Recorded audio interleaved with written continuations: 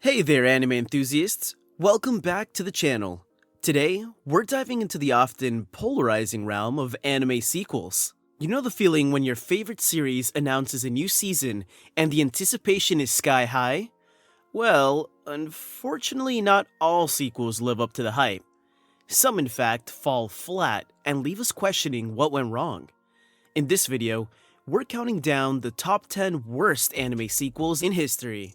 So grab your popcorn, sit back, and let's explore why these sequels missed the mark. Number 10. Rising of the Shield Hero Season 2. We're starting the list with a sequel that many believe is one of the biggest fall-offs in the isekai anime genre, and we're talking about the second season of the Rising of the Shield Hero. One major issue is the pacing, with many viewers feeling that the narrative progression lacked balance. The storytelling seemed rushed most of the time, and this led to the development of the characters taking a huge blow. We get to see this awful aspect of the sequel in the first 3 episodes, where a whole bunch of new information is shoved down our throats without actually seeing what they're talking about. It was all very rushed and anticlimactic because the element of slowly building up to the action was totally flung out the window. For instance, the spirit tortoise, which is supposed to be a very difficult creature to defeat, was killed in only the 3rd episode, leaving many fans disappointed that there wasn't enough build-up to that moment. Apart from that, the main plot also suffered as a result of this, because important moments in the story were skipped in a very annoying manner. A good example of this is in the very first episode, where the story resumes with new characters and many significant gaps in the plot. In the final episode of the first season, Naofumi had just started helping Raftalia to rebuild her village. But then, when the story resumes in Season 2, we're suddenly introduced to new characters that are supposedly very pivotal in the progress of the village. One of these new entries is Eclair Ciado, who is introduced as a lord in the village, and is also apparently the person that trained all the warriors. Unfortunately, we don't get to see any of this, and it's all explained hastily in monologues, without any flashback whatsoever. The major flaw in the story makes it difficult for audiences to connect with such a character, because we literally just met her. This is a good example of how poor the character development was in the second season of the Shield Hero. Number 9. Sword Art Online Season 2. Up next, we'll be looking at the second season of the Sword Art Online series, and why it's such a criticized sequel. One significant issue with this release revolves around the pacing and structure of the arcs within the second season. For instance, the Gun Gale Online arc, which ran for a substantial portion of the season, introduces a new virtual reality game and features a different main character, Sinon, and some viewers found this shift abrupt and felt it disrupted the established dynamic between the first season's central characters, Kirito and Asuna. Apart from that, Asuna, who is the first season's hero and is basically on the same level as Kirito, ends up spending most of the second season with her body in a coma as her mind is trapped in a literal gilded cage. The abrupt transitions between arcs, including the Caliber and Mother Rosario arcs, led to a disjointed flow in the narrative, something that left some viewers feeling unsatisfied with the series. Character development is another aspect that is highly criticized in the second season. Because Kirito and Asuna were well-established characters from the first season, some viewers felt that the introduction of new characters, such as Sinon and Yuki, was unnecessary and not properly thought through.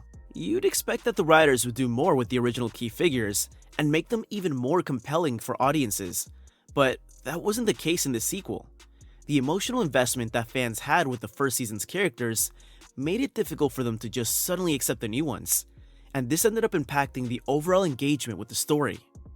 Besides that, Kirito's seemingly overpowered nature and the harem dynamic were aspects that seemed repetitive and detracted from the potential growth of the characters. Sword Art Online is a pretty decent series in all, and there will always be die-hard fans who believe that it can't go wrong. However, if we're being honest, Season 2 featured too many negative stereotypes of the isekai genre, and they all added up to make it a really awful sequel compared to the first installment. Number 8. Dragon Ball GT. At number 8, the bad sequel we'll be talking about is Dragon Ball GT. It was supposed to be a really cool continuation of the iconic franchise, but the characters turned it into something rather disappointing. Most of the criticism stems from the departure from the source material's tone and themes. Unlike its predecessor Dragon Ball Z, Dragon Ball GT was not directly based on Akira Toriyama's manga. This was the reason for the differences in storytelling and character development, and some fans didn't take the shift in tone lightly. The fact that there wasn't any guidance from the manga also contributed to the general idea that the series lacked the depth or consistency of its predecessors. Furthermore, some of the arcs introduced in Dragon Ball GT, especially the early Black Star Dragon Ball saga, are often criticized. Another concept that didn't resonate with fans at all was the idea of Goku transforming into a child through a wish gone wrong, as well as a subsequent quest to retrieve the scattered Dragon Balls within a time limit. This sense of urgency imposed by the time constraint in Dragon Ball GT clashed with the more leisurely pacing of previous Dragon Ball storylines. Goku's transformation into a child altered his personality to some extent, with some viewers finding this version less compelling than the more mature and experienced Goku from Dragon Ball Z. But you can't blame them for this. Some fans were also unsatisfied and disappointed because certain characters, such as Vegeta, were sidelined throughout the series. The fans who had come to appreciate the ensemble nature of the Dragon Ball series didn't feel the same way after this sequel. While all of these so far are pretty good examples of why the sequel wasn't well received, another significant point of criticism is the perceived lack of impactful and memorable villains in Dragon Ball GT. While Dragon Ball and Dragon Ball Z featured iconic antagonists like Frieza, Cell, and Majin Buu, GT's villains like Baby and Super 17 are often considered less compelling. The absence of a menacing villain with the same level of emotional weight and threat as those in the earlier series probably had a big role to play in the series' unpopularity and reception compared to its predecessors. Number 7. Kimono Friends 2. Up next on our list is the second season of Kimono Friends. Kimono Friends was a smash hit anime that was pretty underrated in its early days, and most fans attribute its success to the director, Tatsuki. Unfortunately, Tatsuki was suddenly fired from Kadokawa Studios, and some speculate that his uninvolvement in the second season led to the sequel being rather lackluster. There are several issues with Kimono and Friends 2, but one major point of contention is the noticeable decline in animation quality compared to the first season. Tatsuki's direction played a crucial role in setting the tone, atmosphere, and charm of the first season, so his absence in Kimono Friends 2 resulted in a shift in creative direction, leading to problems with the established style and narrative of the franchise. Fans seemed very annoyed with the loss of Tatsuki's vision, and this impacted the sequel's overall quality. The series gained popularity for its unique, charming animation style that unfolded as the characters explored the Japari Park. However, in the sequel, many believe that there's an absence of compelling central narrative, and this left viewers with a less immersive experience, making it almost impossible to maintain the same level of engagement and focus while watching. Furthermore, the introduction of new characters and changes to the dynamics of the original cast led to mixed reactions from audiences. Most times, new characters bring fresh perspectives to a series, but in Kimono Friends 2, some fans felt that the sequel struggled to integrate them seamlessly into the established work of Japari Park. The chemistry and close bonds that defined the interactions among the characters in the first season just weren't there in the sequel as far as many fans were concerned. Number 6. Eureka 7 AO. Number 6 on the list is Eureka 7 AO. The first installment of the series featured a love story between a human Renton and a human Corellian named Eureka, and it's safe to say it was generally liked as a show, but the sequel afterward left a lot to be desired by audiences. One notable issue was the perceived lack of an engaging storyline. Eureka 7 was praised for its complex narrative, compelling character development, and intricate exploration of themes such as love, war, and personal growth. On the other hand, Eureka 7 AO struggled to establish a clear and satisfying plot. The narrative was written with inconsistent pacing and a fragmented exploration of the multiverse concept, which did a better job of confusing viewers than actually captivating them with the idea. Because of this, most fans ended up getting disconnected from whatever plot was intended in the sequel. The character development in Eureka 7 AO was another area that suffered a lot of criticism. While the original series carefully crafted characters with depth, leaving the viewers captivated and invested, the sequel introduced a new cast that failed to capture the same level of attachment from the audience. Besides that, the protagonist, Ao Fukai, was not considered to be as relatable or charismatic as Renton Thurston in the first series. To make things even worse for the sequel, many were convinced that the relationships between the characters felt forced and lacked the emotional resonance that defined the dynamics in the first installment. The already established characters from the original series weren't handled properly, and this also disappointed fans. Some characters returned in Eureka 7 AO, but the roles and development weren't satisfying enough for those who'd come to love the original series. For instance, Eureka first appeared at the halfway point in the series in episode 12, and just when it looked like things would pick up from there, she disappeared. As for Renton, well, we didn't even get to see him until episode 22, and this was really disappointing for fans because it was like their favorite characters were barely even in the show anymore. The sequel featured decisions regarding the fates of beloved characters from the first series, which left fans feeling unsatisfied. Furthermore, the overall theme of Eureka 7 AO wasn't quite clear because it almost felt like the idea of love conquering all had been defeated. While the original explored profound themes such as identity, love, and societal conflict, the sequel struggled to establish a clear thematic focus, mostly due to the poor handling of the multiverse concept that was introduced. As if all that wasn't bad enough, production issues also plagued the sequel, as it faced challenges related to the change in staff and creative direction, which ultimately led to a decline in animation quality and consistency. This in turn was responsible for the drop in the original series' artistic excellence, which only led to further disappointment of fans who expected a sequel of similar or superior production quality. Number 5. Black Butler 2. Up next, it's Black Butler Season 2, and out of all the reasons for the sequel's bad reception, the first one we'll be looking at is the most obvious, which is a deviation from the source material. While the first season of Black Butler closely followed Yana Toboso's manga, Black Butler 2 ventured into an anime original storyline. This departure left readers of the manga feeling disconnected from the narrative and characters they had grown attached to, as the sequel introduced unfamiliar elements that drifted away from Toboso's original vision. Another source of disappointment for fans was the absence of the main protagonist, Ciel Phantom Hive, for a significant portion of the sequel. Viewers were introduced to a new character, Aloys Trancy, as the central focus, and this abrupt shift in focus, without first providing a satisfying end to Ciel's story, ended up disconnecting fans who were invested in the Earl's character development, as well as his intricate relationship with Sebastian. The character dynamics in Black Butler 2 were considered weaker compared to the first season.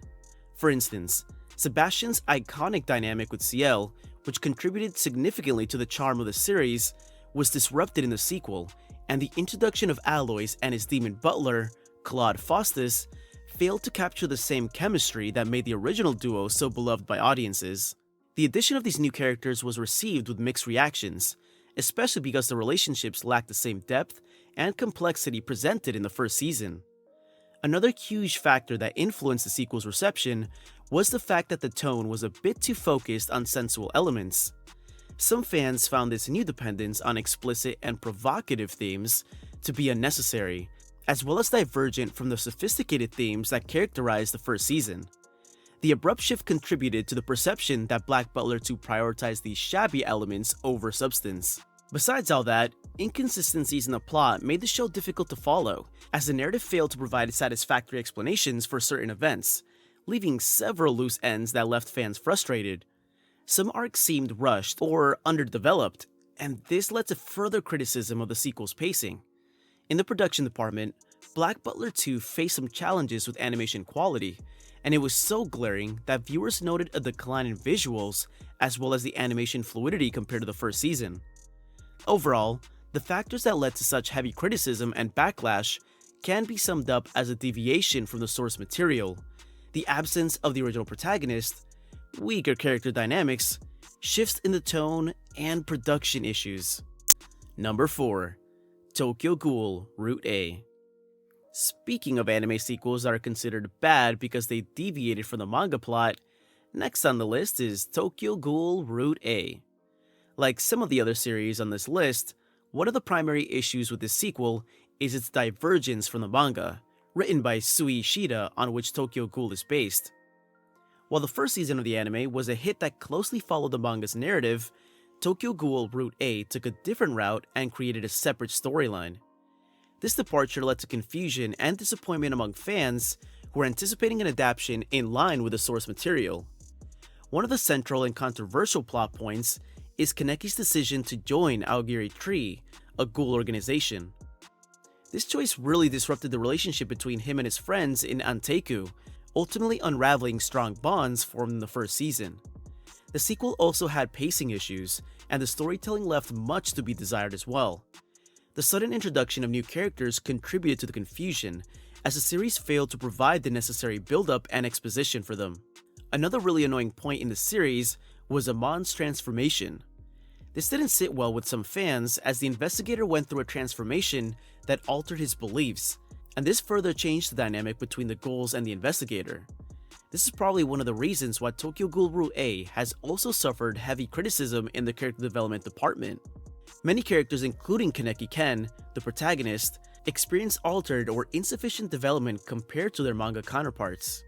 Kaneki's journey in particular underwent significant changes, and this disappointed fans who appreciated the depth and complexity of his character in the manga. Some of the moments that defined character relationships and shaped the narrative in the manga were either altered or omitted, resulting in a less compelling viewing experience. Number 3. Berserk 2016.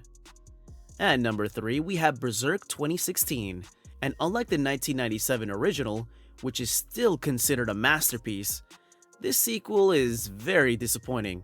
The most obvious and central issue was the fact that the producers opted for a 3D CGI animation. Of all the reasons that a sequel can be hated, this remains the major flaw that makes Berserk 2016 almost considered trash by anime fans. The decision to use this animation style, rather than traditional 2D animation, was met with significant backlash, and for good reason. The sequel would have been so amazing if they'd actually done their homework with this style, because there are actually some very beautiful animes that have implemented this 3D animation style to near perfection. A good example is JoJo's Bizarre Adventure. Unfortunately, that wasn't the case with Berserk 2016. Some say that the reason for its awful animation is because of how difficult it is to animate Kentaro Miura's drawings. The artist has a very detailed style, which requires a lot of work to animate in 2D. This is probably the reason why they opted for the 3D and CGI approach, but still they messed it up. A very good example of their shortcomings is in the bar scene of the first episode. Guts walks in, but everything looks so confusing.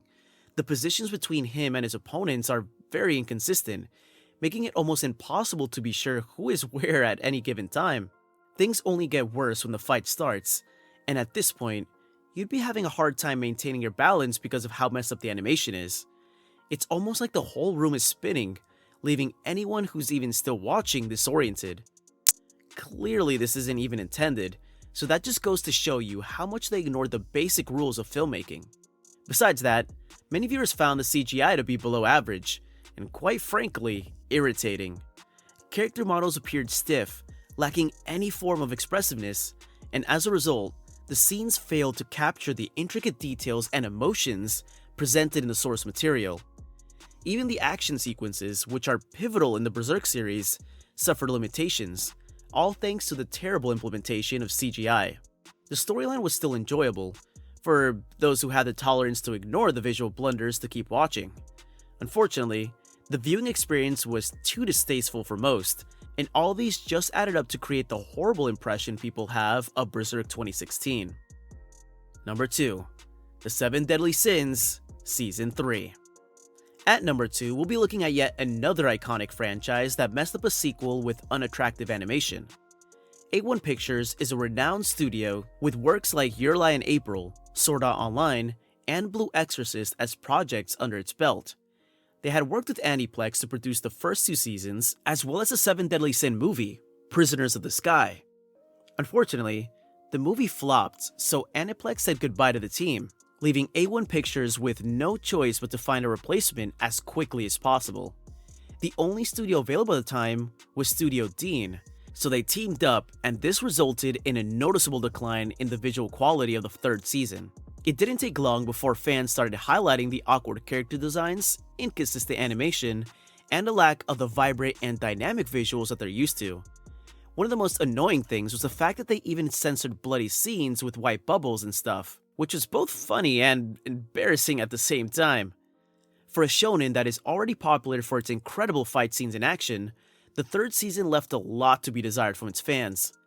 Some of the shortcomings can be attributed to the latest trend of studios juggling a lot of work at once just so they can meet production deadlines. In this sequel, the adaptation also even attempted to cover a significant amount of manga content with a limited number of episodes, and this didn't end well because it resulted in rushed storytelling and a lack of proper development for key plot points. Another thing that really irked viewers was the lack of screen time the fan favorite Escanor had. The lion's sin of pride was absent for a significant portion of the season and was a source of disappointment.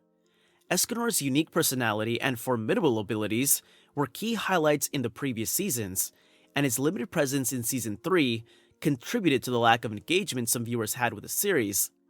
Even when he got on screen, the animation still made a mess of things. For instance, his much anticipated battle against Meliodas was plagued with terrible visuals and a lack of emotion, making the whole sequel even more irritating. Number 1. The Promised Neverland Season 2. Finally, at number 1, it's the second season of The Promised Neverland. Apparently, it's almost impossible for an anime to still be good after deviating from the source material. And once again, this sequel right here proves it. Promised Neverland Season 2 is arguably one of the biggest flops in anime right now. The creators went from producing a show with so much potential, a show that had a shot at being one of the all-time greats, to releasing 23 episodes of pure confusion and irritation for audiences. For starters, the tone of the series was changed from the slow-paced style to a very rushed and inconsistent one. As mentioned earlier, they also committed the sin of deviating from the manga's plot, and this cost the franchise big time. So many crucial plot pieces in the source material were skipped, making it practically impossible for non-manga readers to follow this story. A good example of this is the interval between episodes 4 and 5. These guys legit skipped a whole year between the two episodes, and continued the season like nobody would notice. Episode 5 came with one of the longest expositions in anime history. In this episode, Norman comes back, and to make things even more confusing, there isn't a single flashback to explain a thing. He starts revealing things about his experience that happened in the manga that didn't go down in the animation. Keep in mind, these events will never be shown in the anime either, but because they're essential to the plot, the writers felt it was wise to chip in these facts in the most egregious way possible. Overall, this sequel is so bad because The Promised Neverland inexplicably jumps forward in time, and this goes on to remove a lot of the drama and tensions that made the show so appealing in the past. Also, the slowish pace of Season 1 was appreciated a lot more by fans, because we got to know all the characters and really understand the world. Unfortunately, now there's a very irrational time skip, which leaves too many questions unanswered. Episode 5 begins with so much confusion and unanswered questions like, how did the kids even find their demon disguises? In summary, Promised Neverland Season 2 is very disappointing, and it's so bad that we're not even sure it can be salvaged at this point. Hopefully, the writers come up with a way to save the beloved series, but for now, it's looking pretty bleak. And there you have it, the top 10 worst anime sequels that left us yearning for the magic of their predecessors. If you're a fan of avoiding disappointments, hit that like button and let us know your thoughts in the comments. Until next time, anime enthusiasts.